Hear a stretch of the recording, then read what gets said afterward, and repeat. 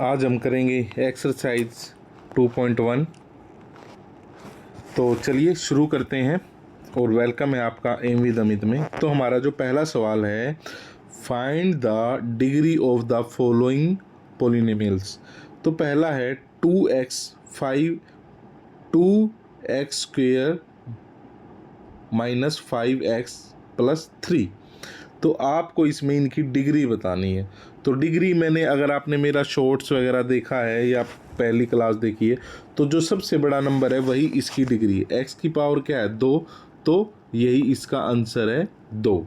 Okay, next y की power 3 plus 2y minus 1, तो इसका आंसर हो जाएगा 3। क्या हो जाएगा 3। नेक्स्ट -1, जब ये क्या है, इसको इस टर्म को क्या बोलेंगे? आपको अगर याद हो तो मुझे कमेंट बॉक्स में बताएं। चलिए मैं बता देता हूँ, ये है कोसेंट्स। तो इसमें क्या होता है, इसमें कोई भी वेरिएबल नहीं है, तो इसमें हम अपनी तरफ से कोई भी वेरिएबल आप सपोज करो और उसकी पावर 0 हो जाएगी। तो इसकी डिग्री जो है वो 0 है। क्या है? 0। ठीक है। अब नेक्स्ट देखिए YZ-3, इसमें हमारा वेरिएबल z है और इसके ऊपर पावर कोई नहीं लगी हुई, तो इसका मतलब इसकी जो डिग्री है वो 1 हो जाएगी। ठीक है। तो पहले का आंसर है 2, दूसरे का है 3, तीसरे का है 0 और चौथे का है 1। चलिए, right polynomials of degree 1, 2 and 3। हमें एक पोलिनोमियल बनाना है जिसकी डिग्री 1, 2 एंड 3 हो। तो चलिए हम बनाते हैं। पहले हम बनाते हैं 1 की।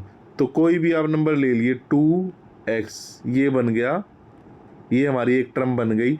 और आप इसको एक प्रॉपर एल्जेब्रिक एक्सप्रेशन में बदलना चाहो तो ऐसे कर लो। ये हो गया हमारा 1, इसकी डिग्री हो गई 1। ठीक है।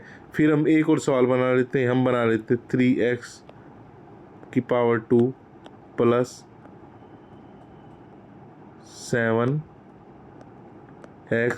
ठीक है, 2। ये हो गई हमारी 2 डिग्री।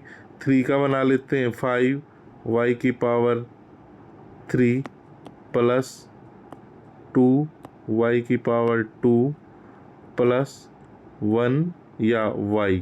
ठीक है। तो ये हमारे आंसर हो गए। ये आंसर सबके अलग अलग हो सकते हैं, बस हमें क्या करना है, हमें जो वेरिएबल की पावर है वो रखनी है, वही हमारी डिग्री कहलाती है इस फॉर्म में। ठीक है। चलिए थर्ड क्वेश्चन देखते हैं। 1 मिनट रुकिए, मैं इसे इरेज कर लेता हूँ। थर्ड क्वेश्चन है, what are the coefficients of x square and x की power 3 in the polynomial x। ये हमें एक एल्जेब्रिक एक्सप्रेशन दिया हुआ है, एक पोलिनोमियल दिया हुआ है। ठीक है, जिसमें हमें क्या करना है, हमें बतानी है x2 एंड x3 का कोएफिशिएंट्स। मैंने आपको पिछली क्लासेस में बताया हुआ है कोएफिशिएंट्स क्या होता है। सपोज कीजिए ये 5x लिखा हुआ है, ये x को तो कहेंगे वेरिएबल, और जो इसके साथ जो नंबर लिखा हुआ है ये होता है कोएफिशिएंट्स। तो ये जो टर्म लिखी हुई है आप इसमें पढ़िए, इसमें x2 कहाँ है? x2 ये रहा भाई, x2 ये रहा x2। तो x2 के सामने क्या लिखा हुआ है? 6। तो x2 का जो कोएफिशिएंट्स है वो है 6, और x3 का है ये रहा भाई। तो x3 के साथ जो नंबर लिखा हुआ है वो है 3। तो ये क्या हो गए हमारे, इनके आंसर हो गए। क्या हो गए? आंसर हो गया। ठीक है। अब क्वेश्चन नंबर 4 पढ़ते हैं हम।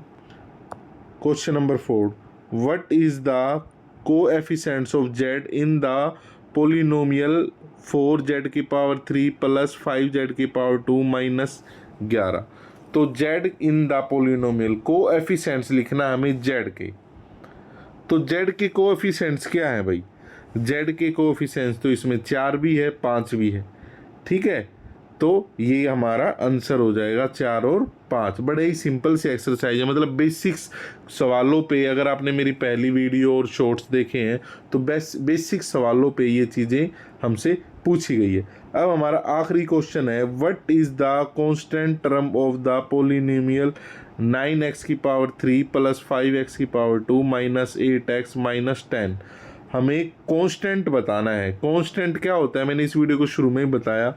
एल्जेब्रिक एक्सप्रेशन में या पोलिनोमियल में जो एक नंबर एंड में लिखा होता है जिसके साथ कोई भी वेरिएबल नहीं होता, वेरिएबल से मतलब है A B C D X Y Z कुछ भी, तो इसमें वो नंबर क्या है, तो इसमें वो नंबर है माइनस का 10। हमें साइन को जरूर ध्यान रखना है, तो इसका आंसर हो जाएगा माइनस का 10। तो ये थी हमारी एक्सरसाइज 2.1। अगर आपने मेरी वीडियोस पहले वाली नहीं देखी उन्हें देखिए, और अगर आपकी कोई सजेशन है, कुछ भी कंप्लेन है तो कमेंट में उसमें बताइए, कुछ भी डाउट है तो बताइए, आपको उसका जवाब ज़रूर बनेगा। और आपको ये क्लासेस अच्छी लग रही हैं या कुछ इम्प्रूवमेंट की ज़रूरत है तो वो भी बताइए। तो चलिए मिलते हैं नेक्स्ट क्लास में, अपना ध्यान रखें।